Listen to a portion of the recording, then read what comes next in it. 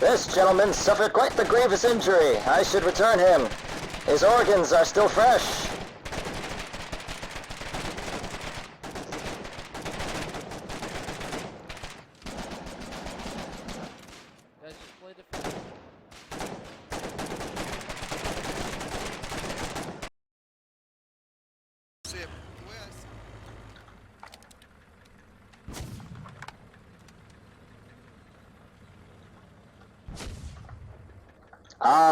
What? I had a patient in here, did I not? What the fuck? So you stole him from my ambulance and submitted him. Damn, that is sly in a certain way. Hey guys, I Saw Bear here, and today I'll be talking about Update 34 for Foxhole. This update brings along fully customizable bunkers and a new infrastructure system for defenses, along with some other features that lets you leave very personalized messages for friends and foes alike. Let's start off with the bunkers. The basic trench bunker has a couple of new modular structures. Number one is the bunker ramp. This is a ramp that allows you to directly access the underground bunkers. However, it will take up a full bunker space in order to do so. But it's an easy to enter and exit ramp for bunkers. You don't have to build a long trench leading up to the bunker and then a doorway. Second off is the bunker base. The bunker base is the central block for a forward operating base in the bunker network. This bunker base will provide infrastructure for nearby connected bunker and trench segments. I'll go into these infrastructure changes in a second. Okay, so once you've installed a bunker base, this small or large bunker, however large you build it, will become essentially a bunker version of a forward operating base or FOB. This means this bunker system and this trench network that is attached to it now gains the advantage of infrastructure modifications. This is basically a new system of upgrades, and this upgrade tree is self-contained to this trench or bunker network, again, depending on how large or how small you make this system. Infrastructure mods are both visual and functional. These mods decorate the bunker inside, but also serve to tech up the bunker's bases and its functionality. So these bunker infrastructure mods come in two varieties currently. There's Garrison infrastructure mods, and there's command infrastructure mods.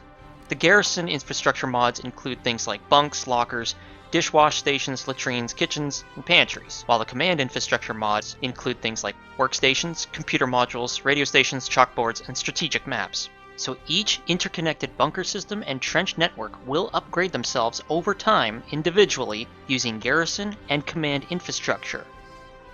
Mods, or room decorations, will speed up this process by increasing these rates based on what rooms are installed. So it's good to have a mix between the two.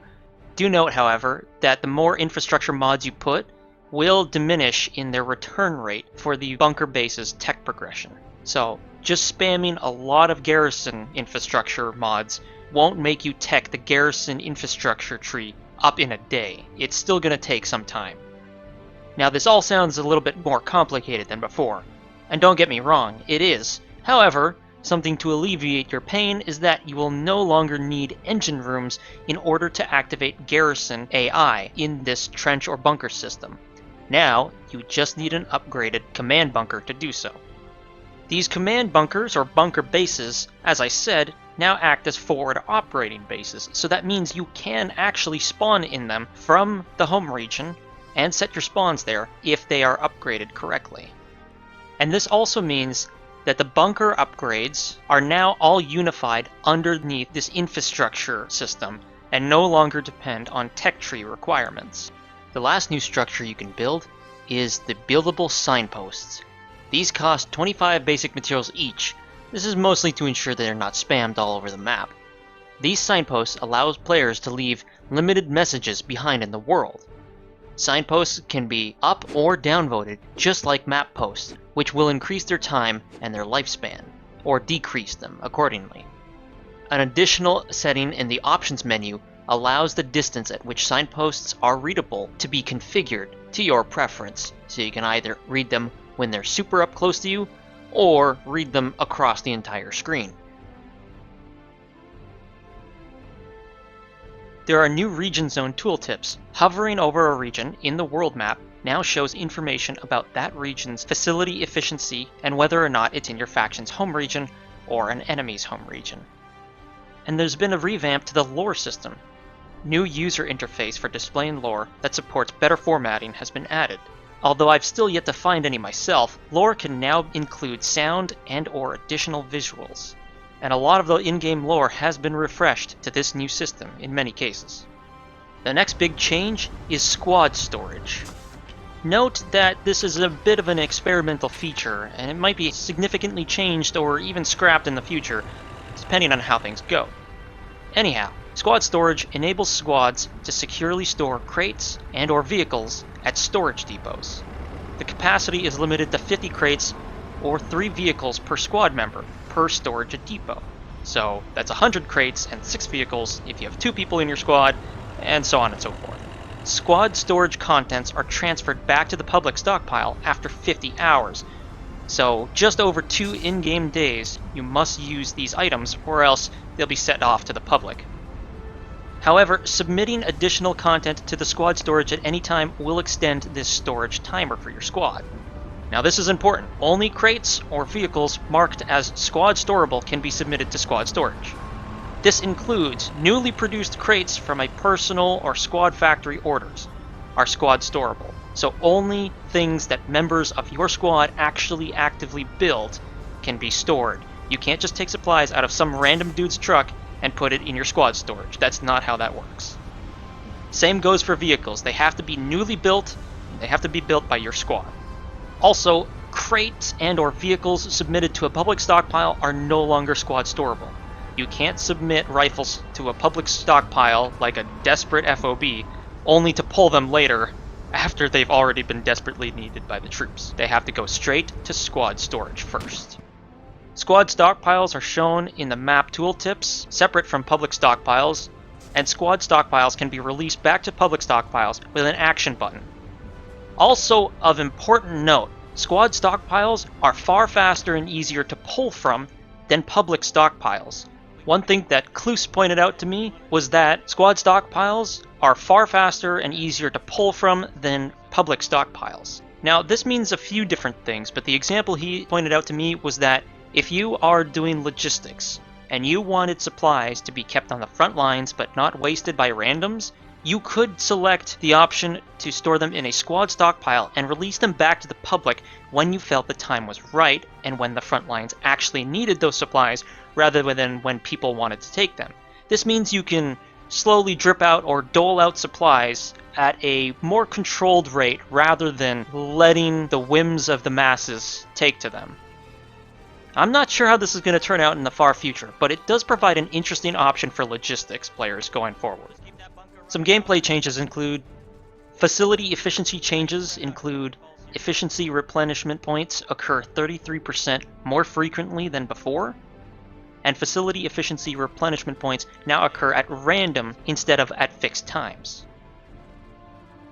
Some changes to support squad storage include refinery orders can now be right-clicked to access a context menu with the following: retrieve as crates, which means you retrieve all the resources as crates, and retrieve as stacks, which is to perform the old right mouse button function of retrieving all. Material crates can now be unpacked into item stacks at storage depots. Refinery output is limited to a maximum of 5k refined items. Bunker firing ports can now be built facing an attached trench. The Heartlands has seen a major update in that the bulwark, the wall that crosses the Heartlands, has been completely redesigned, with a complete visual overhaul and an interior, so now soldiers can take up defensive positions along the wall. Remember how I called Blemish? I'm officially nicknaming Blemish to fuck off Fortress, because that's what it is now. Yeah, well, I can't wait for the next fight at the Blemish. Some balances include storage depot crate limit has increased from 100 to 1,000 per item type. Storage depot vehicle limit has increased from 10 to 100 per vehicle type, and the Civic Center upgrade part requirement has been reduced from 50 down to 25. Other changes include character animations, which include idle animations that can now play on occasion, and various character animations that have been updated or fixed, such as the binoculars. They now pull from your inventory a lot faster. Some visual and sound effects have taken place. Noticeably, the structured destruction FX, howitzer firing FX,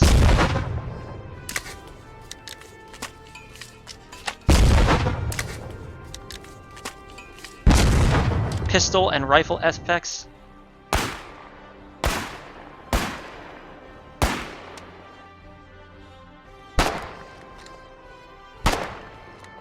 and the storm rifle and also armored car effects.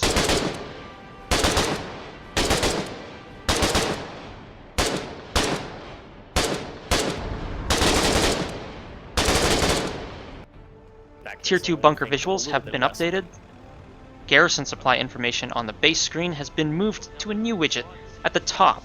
When attempting to transfer items from a squad-claimed vehicle, the squad's name is now shown. That way you know who to ask for permission to take from the vehicle.